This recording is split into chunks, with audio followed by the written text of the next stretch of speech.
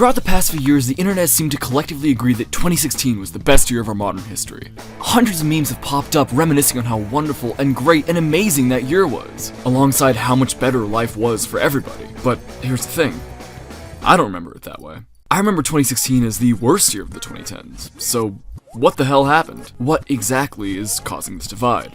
Well, the truth is actually pretty fascinating, so join me as we delve into the revisionist history of 2016.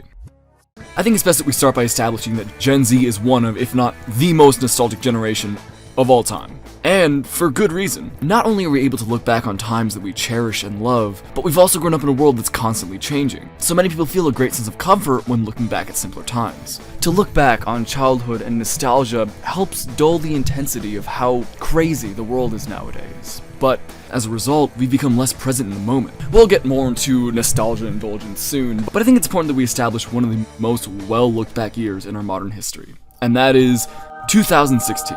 Now, if you look at the way that my generation posts about this year online, you'd think it's the year that world peace was achieved, Jesus came back to Earth, and everyone was happy and free. And that's always very much interested me, while confusing me at the same time. Now, on the other hand, we have people who mark 2016 as the beginning of the dark times. So in this video, I want to look at both sides and see why they contradict each other so heavily. But first, I need to take you back all the way to the 2010s. That is so much better. Let's stick with this for a bit. The world was a very different place than it is today. Smartphones and social media were a thing, but in the earlier years of the decade, they hadn't become so fully synonymous with our day-to-day life. The internet was in the process of leaving its golden era, and YouTube was the place to be for entertainment. Meme culture itself was shifting and evolving, taking a ton of different forms. And recession pop was on the radio 24 hours a day. You couldn't go anywhere without hearing songs like Gangnam Style, TikTok, or What Does the Fox Say? And generally, people's hopes for the future were pretty bright. The world, and especially the United States, was in the process of seeing great economic recovery following the 2008 recession. The stock market was rebounding, unemployment rates were starting to decline, there was very, very little inflation. A bag of Doritos was $1. Insane. And ultimately, it was a time of cautiously optimistic hope. This was kind of reflected in the design philosophy of this time, with Frutiger Aero and Frutiger Metro being commonplace. Because of course I'm going to mention that. We are constantly being shown a future of a beautiful, clean Earth coexisting with technology, which of course was rapidly advancing at the time. The president had signed orders to help in preventing climate change. We landed an insanely advanced rover on Mars. Gay marriage was legalized, leading this time to feel like a real era of progress. The general culture of politics was very different from what we know today. We didn't have algorithms telling the common man to hate one another, so generally, the political climate was much more relaxed and civil, at least on a social level. But I want to be clear, this time wasn't a utopia by any means. Many things that I've brought up are cherry-picked from the viewpoint of being a child and looking back retrospectively. But regardless, the comparison to what we have now is still very much striking. I like to call this time of the 2010s the Hope Era, lasting from 2010 to 2015. In my opinion, this was actually a pretty good time to grow up. Most kids around this time didn't have smartphones. They were more a thing that you'd take your moms and play Talking Snowball on.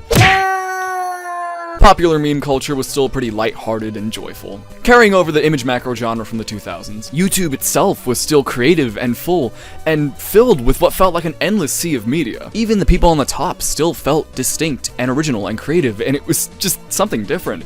Generally, monetization was handled way differently back then, with most bigger creators being a part of networks, which were super exploitative and scummy, but this also led to the videos not being optimized for attention and for monetary gain, leading YouTube to just feel like a much more authentic place. It was a special time to be a kid. The world still felt real, it still felt tangible and livable, and I don't know if it's just me, but the sky was bluer, the grass was greener, and the sun was a warm yellow. I'm probably just getting older and losing my color receptors, but regardless. I say this all to establish what the pre-2016 era was like as somebody who grew up in it. Nearing the end of 2015, something started that would go on to define the trajectory of the rest of our lives and history. And that was the 2016 election. I don't want this video to be super political, but 2016 is an innately political year, so it does warrant discussion. The 2016 election was unlike any from the past, not only because of the candidates themselves, but more so the social media algorithms that really impacted it. In 2008 and 2012, social media algorithms weren't nearly as advanced as they are today. It was a much more unified time on the internet. When one thing went viral, most people would see it. But these corporations, they realized that they could make far more money off of us by making us angry. Throughout the years, echo chambers became more and more common, which all kind of culminated in 2016. On both sides of the political spectrum, people were being fed fake information left and right. Articles, posts, memes, all just to make them angry and to further push their beliefs. This led a ton of people who in the past weren't very politically active to end up hating one another over politics. So many people quickly became so radicalized, and the effects of this are still absolutely felt to this day. Not only that, but there was also some truly wild stuff being speculated about. North Korea was firing off nuclear weapon tests. There were killer clowns flooding the streets and chasing kids around. And there was a big conspiracy relating to a pizza-related handkerchief. And that's all I can say. All that is to say that this year was a great time of confusion, fear, and division to the majority of Americans. But that doesn't seem to be what it's remembered for in modern days, and I think I know exactly why. Many of the things we just discussed are issues that adults had to deal with. Gen Z, however, had a very, very different experience. If you were a kid or early teenager in 2016, the internet was the place to be. Meme culture evolved and changed in a way that was never seen before. It was genuinely like every few weeks, a meme or trend would pop up that would go on to become iconic and still talked about to this day in some cases. We started off the year with the dab, becoming the most iconic dance in the world. In May of 2016, we learned of the wrongful death of a gorilla named Harambe, and went on to grieve for months. In the later half of the year, we came to know Robbie Rotten. The YouTube landscape was also very different in 2016. It was ruled by Leafy is Here. Roasting became a very prominent form of content, and people like Filthy Frank, Ethan Klein, and iDubbbz were heavily respected. Pokemon Go released in the summer, and actually led to a lot of unity among complete strangers. Many people who played at the time say that this is the closest we got to world peace, and I wouldn't know. I didn't have a phone. Now, you may realize, literally everything I just listed is media, and like that's it. Because ultimately, retrospectively, that's all that really mattered to kids. You can probably look back on a lot of years and look at the media that you consumed and consider that year a good one, assuming you enjoyed consuming that media and the rest of your life wasn't crazy. But something else that should be of note is that during this edgy era of meme and YouTube culture, a lot of children got caught up in the culture war, consuming a bunch of content relating to dunking on SJWs, or Gamergate tier related content. Around 2014 is really when the culture war that we know it today really started to take shape, but by 2016 it was in full force, likely due in part to the election. On YouTube especially, it was really hard not to be finding posts dunking on SJWs and their stupid points. Some of these videos were justified and others not so much, but regardless, it was entertaining. I, like many other 12-year-old boys at the time, got wrapped up into this culture war, and while it was entertaining to get mad at these people, it wasn't the most nourishing content out there, and unfortunately led a lot of kids onto a darker path. So, with all these points for and against 2016, I'm left wondering why? Why 2016 of all years is the one that's looked back on specifically? Why not any other years in the 2010s? Well, I think I figured it out. I think a big reason as to why people look back to 2016 as an amazing year is really just because of how much worse things have gotten. I don't think this sentiment really warrants further explanation. Every bad thing you can say about 2016 can be said tenfold about the 2020s, because things have really become worse and worse. Year by year, the bad parts of the past don't seem nearly as bad in retrospect. Hell, to really speak on a personal level, I've felt this very much so, but with the early 2010s rather than 2016. We're gonna switch cameras real quick. Before we continue, it's time for today's sponsor. If you couldn't tell, this wasn't planned from the start, so sorry about the roughness. Here we go. This video is brought to you by Akiflow. So let me be honest with you. I'm not good at managing my time, like, at all. Look at my upload schedule. It's terrible. I'm not really someone who's used a personal planner or calendar, and I've paid the price for it. However, this summer, I've decided to change things, and finally get on schedule. But outside of pure motivation, it's hard to really get on track. That's why I'm so happy to be sponsored by Akiflow. Akiflow is the ultimate productivity tool. It's built for professionals. Like me, I'm a professional, forget about it, it's true. Whether you're an entrepreneur or working in a professional environment, Akiflow simplifies your life by seamlessly combining time blocking and integrations into one intuitive platform. Say you use a variety of platforms like Gmail, Google Calendar, Notion, Slack, or like many others. Akiflow consolidates tasks from multiple platforms into one centralized location for easy management. Akiflow makes things so easy, you literally just drag and drop your tasks in. It's amazing, it's beautiful. I'm not a big AI guy, many of you know this. But Akiflow's actually got a pretty cool function, where their AI learns your habits and auto-assigns tasks to save time and increase productivity. Of course, if you don't want to use it, you can just turn the AI off. I am terrible with getting sidetracked. I use the same computer for work and for fun, so a lot of the work that I do includes going on YouTube to grab footage, which leads me to then just finding a video and watching YouTube. It's not good. But Akiflow helps with this as it's got a focus mode, which helps keep you on track. It really is a helpful service. If you want to learn more and make sure that it's right for you, you can actually book a call with the Akiflow team today. If you're interested, click the link in the description and enhance your creativity today. Thank you very much to Akiflow for sponsoring this video. I've felt this a lot, but regarding the 2011 to 2014 era. When I was a kid experiencing those times, I thought that was the worst that it got. Everything was changing and felt stressful and off. This was mainly due in part to my own personal life and the traumatic things happening there. But regardless, this led me to really detest those times, and ultimately reject the 2010s as ever being something I'd be nostalgic for. Even in my early adulthood, whenever I'd see somebody being nostalgic for 2014 or something like that, it would always kind of annoy me. My idea was just like, wait, we're at 2000s nostalgia now, give it a few years, it hasn't been long enough. But if you're familiar with me, and you're familiar with the work that I put out, you'd know that something has definitely changed. I've dedicated so much of my appearance as a public figure to the 2010s, and the nostalgia that comes with it. I have so much love for that era, not only for my own childhood memories, but what pop and internet culture were like at the time. But why? What happened?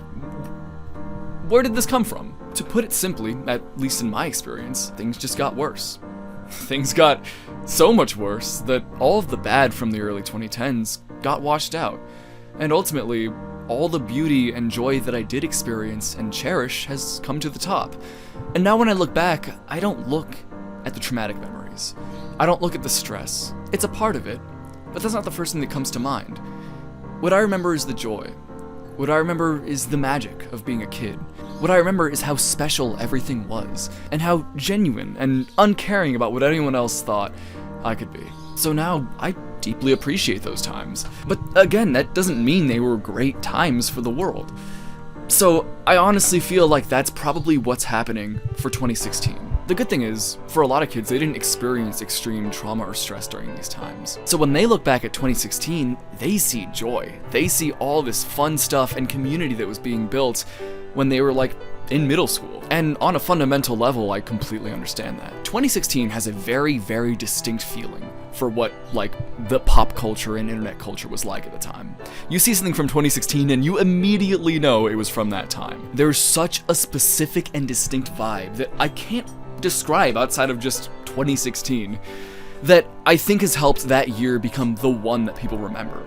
It was so distinct, it was so unlike anything else before it, that's one that people go to when they look back at their childhood and what the good times were. Obviously, this is speculation. I don't have all the answers, but this does make sense to me. So I want to bring up a point that basically inspired the creation of this whole video. To me and many others, 2016 feels like the year that the timeline deviated. It feels like the year that started the trajectory to where we are now. It feels like the year everything went wrong. A lot of people have joked that the death of Harambe is what set us down the path that we're on now, and as funny as that is, it feels very much true. There's a very specific feeling that comes when thinking about 2016 to me. It feels like the point in which the world that we knew sort of started to die, or at least change, which ultimately can be viewed in either a negative or positive light depending on your outlook. Obviously, the election of Donald Trump has had a massive impact on everything in the world, in our culture.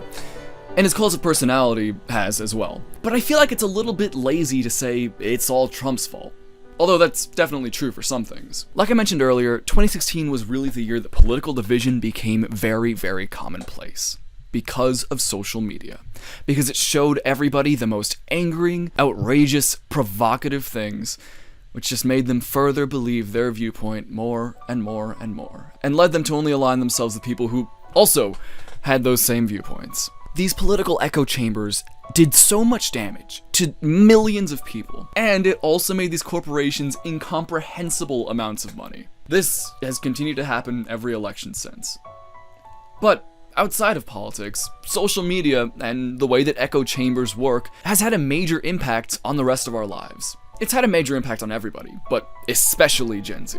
Our mental health has been on a consistent decline. Social contagions are everywhere. So many people are anxious and divided, leading to a lack of community and a loneliness epidemic for everybody. This isn't necessarily 2016's fault, but if we're looking at this completely anecdotally, that was around the time that a lot of my peers ended up getting smartphones and ended up being on social media a lot more. And it was a time in which I started to kind of lose them a little bit. I had a flip phone until I was 16 years old, so I was completely out of the loop for a lot of things. And honestly, I'm glad that I was, as having a phone and social media at such a young age we now see is beyond detrimental. I mentioned earlier the downside of nostalgia and my generation's dependence on it, and I think that we should delve a little bit deeper into that. The world's in a terrible state, so of course we're gonna look back on when it wasn't. But I think there's a little bit more to that. Many Gen Z kids are now in their early adulthood and are having to deal with the stresses of adult life and everything that comes with it. Many people are either in college or working a job that probably doesn't pay them enough, leading them to look back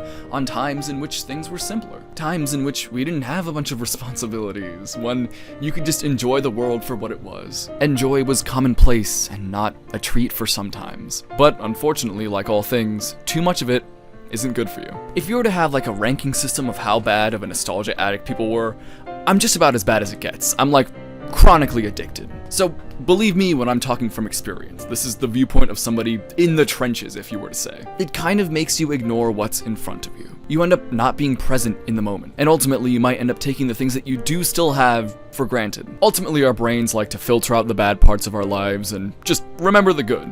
It's the whole rose-tinted glasses effect. Things will most likely continue to get worse in the future, so the times that we're living in now and that we have been for the past few years, we might be just as nostalgic for as 2016 or the 2010s or the 2000s, which is weird to think about, but ultimately there's a good chance that it's true. I find it strange that people are so nostalgic for a year that I considered bad, and that most people considered the worst year of the 2010s, but I don't think that's a problem. If you are super nostalgic for 2016 and you love 2016, good on you. I'm glad you could find something in it that I can't. We're at a point now in which 2016 era nostalgia is going to start being baited to us. We're going to start getting media that plays on mid-2010s nostalgia. It's already kind of happening on YouTube with the whole content cop return and all that mess. But I promise you, more and more media is going to be shoved in your face that makes you nostalgic for the mid to late 2010s. And that's a fact. Fortnite OG is a great example, which has inspired a bunch of other games to go back to their 2010s versions of themselves, and it's fascinating. It really is. If I were to want you to have one takeaway from this video, it's not that 2016 was a bad year and you shouldn't enjoy it. It's that nostalgia fluctuates. Things change. We change. And the life that you live now very well might be the life that you look back on wishing that you were here right now. So that's pretty much it. This video is kind of an experiment. It's not my usual style. And if you want to see more, please let me know, because this is fun to make. And because it's fun to make, I'm launching my second channel alongside this video, which is going to be more just like random on-camera stuff about literally whatever the hell I want to talk about. So if you want, there's a link in the description to Raymundo. So thank you very much to the patrons, and remember that in 6 months, as of